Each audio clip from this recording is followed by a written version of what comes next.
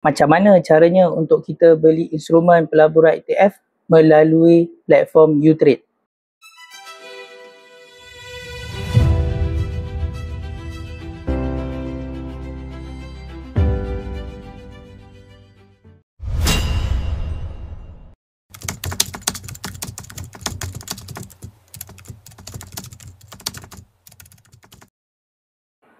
Bismillahirrahmanirrahim. Assalamualaikum and welcome back to my channel sahabat-sahabat. Tuan-tuan dan sahabat-sahabat sekalian, pada video kali ini saya nak tunjukkan kepada anda cara mudah untuk kita membeli instrumen pelaburan ETF melalui platform Utrade.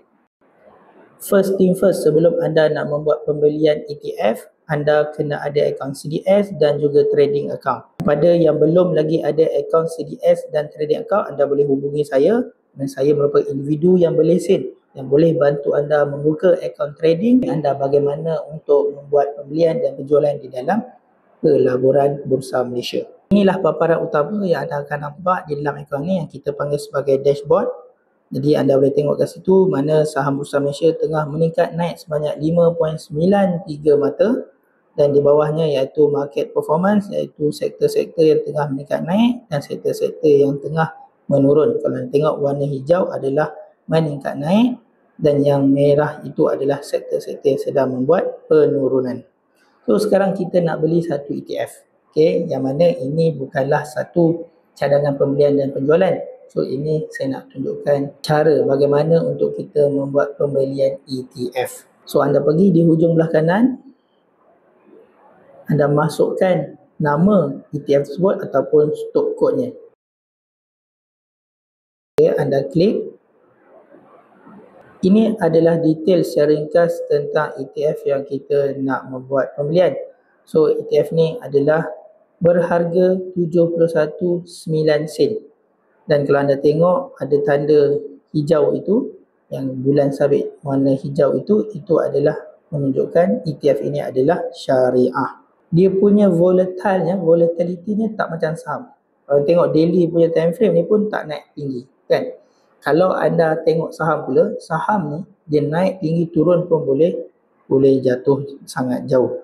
So sebab tu saya sangat galakkan kepada newbie ataupun pemula boleh mulakan dalam pelaburan ETF ni. Jadi dia sangat mudah untuk pelabur-pelabur baru yang nak mula berjinak di dalam dunia pelaburan. Tengok time frame 1 year dan dia pernah naik pada harga RM1 dan sekarang daripada harga yang sangat lowest. Pengetahuan semua, ETF yang kita tengah nak buat pembelian ni adalah ETF yang merangkumi saham-saham beri dividen di Asia. Yang saya dapat kongsikan antara negara-negara yang terlibat dalam ETF ini iaitu pertama adalah Malaysia, Thailand, Indonesia, Singapura dan Filipina.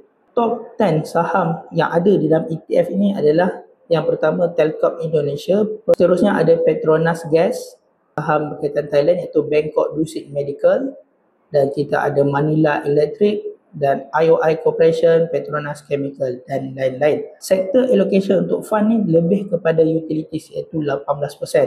Sektor energi pada tangga yang kedua dan yang paling rendah iaitu financial. Paling penting, ETF ni adalah pelaburan yang low risk dan dia konsisten memberikan dividen. Anda boleh scroll ke atas, ini adalah market depth. Kalau kita tengok, kalau anda nak terus beli, dapat ETF ni anda kena beli pada harga seller iaitu 0.719. Kalau anda nak beli murah, anda kena beraturlah iaitu 0.711 ataupun anda nak beli pada harga 70 sen, anda kena beraturlah. So kalau anda nak terdapat, terus beli 71.9 sen ni. Dan pergi dekat button buy sebab kita nak buy, nampak tu button buy warna hijau, tekan. Dia keluar sekali lagi market depth yang mana kita nak beli pada harga direct terus dapat iaitu 71.9 sen. Yang paling penting dekat sini yang anda nak kena key in adalah quantity dan juga price.